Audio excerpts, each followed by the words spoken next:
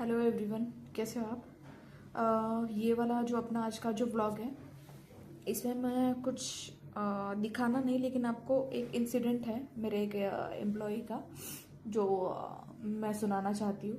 और मैं चाहती हूँ कि बहुत सारे लोग जो जिस डेजिग्नेशन पे मैं हूँ उस डेजिग्नेशन पे काम करते हैं, और वो वैसे ही अगर ऐसी सिचुएशन उन पे आती है तो वो हैंडल करें।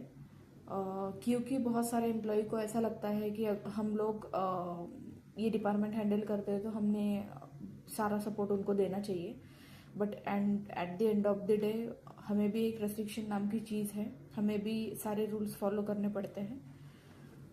और जैसे कि मैं लास्ट 3 ब्लॉग से कहे जा रही हूँ कि आप लोग गैस ही नहीं कर रहे हो कि मेरा प्रोफेशन कौन सा है।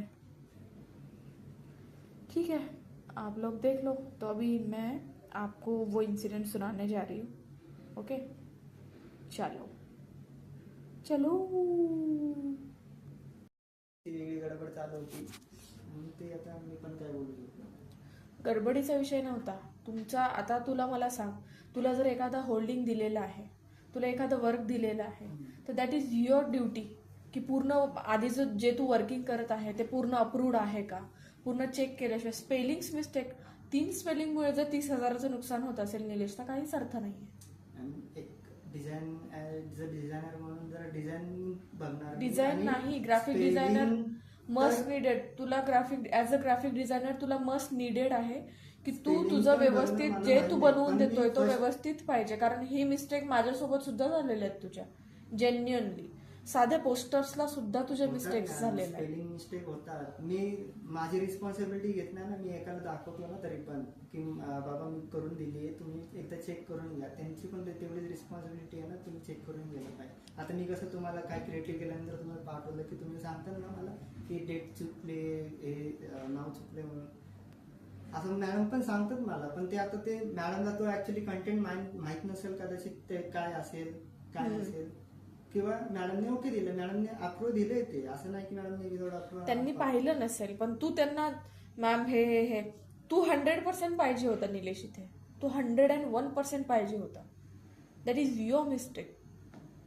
ते डिरेक्टर आहेत, ते फक्त ओके तुमच्यावरती विश्वास ठेवून ते पुढेच चालणार आहेत। त्यांनी आपल्याला संधी दिलेली आहे म्हणजे त्यांनी आपल्यावर विश्वास टाकलेला आहे थोडक्यात। हो, आतापर्यंत आता जेवढे क्रिएटिव्ह केले तुम्ही ते आता ते ऑन कंटेंट क्रिएट करूनच मी मॅमला पुढे पाठवलेले आहेत, अप्रूव्ह आलेलेच आहेत। मी स्वतःहूनच ते बारकाईनेच बघितलेले आहेत, एक एक स्प्लेंडर एगिनचे आतापर्यंत किती न्यूजपेपरला ऍड दिलेले त्यांचे, आणि परत सोशल मीडियाला किती क्रिएटिव्ह केले ते।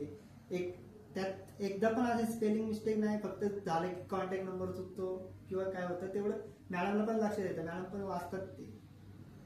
बरोबर आहे सगळं, पण आता मी त्याच्यात मला तर काय मी बोलू शकत नाही, कारण तुम्ही डायरेक्ट मॅनेजर आता एवढं कालच्या एवढं चुकामुळे तुम्ही एवढा डिसिजन घेता। मी नाही रे, मॅनेजमेंट घेते। आता मॅनेजमेंट आता मी नाही, माझ्यावरती नाहीये ना सगळ्या गोष्टी। जर मॅनेजमेंटने डिसिजन घेतला तर मला ते सगळं सांगणं गरजेचंच आहे ना। मग ठीक आहे, काय प्रॉब्लेम नाहीये, फक्त तेवढं सॅलरीचं एकदा सरांशी बोलून घ्या। बोलून घेते मी, जर सर म्हणाले दे फायनान्शियल लॉसच आहे ना मॅम, असं थोडंसं मानसिक दृष्ट्या मी लॉस मध्येच आहे आता आहे। नाही ठीक आहे, काय हरकत नाही, मी सरांना बोलते। सर जर म्हणाले की करून टाक तर मी करून देईल, काहीच हरकत नाहीये। ठीक आहे, डन।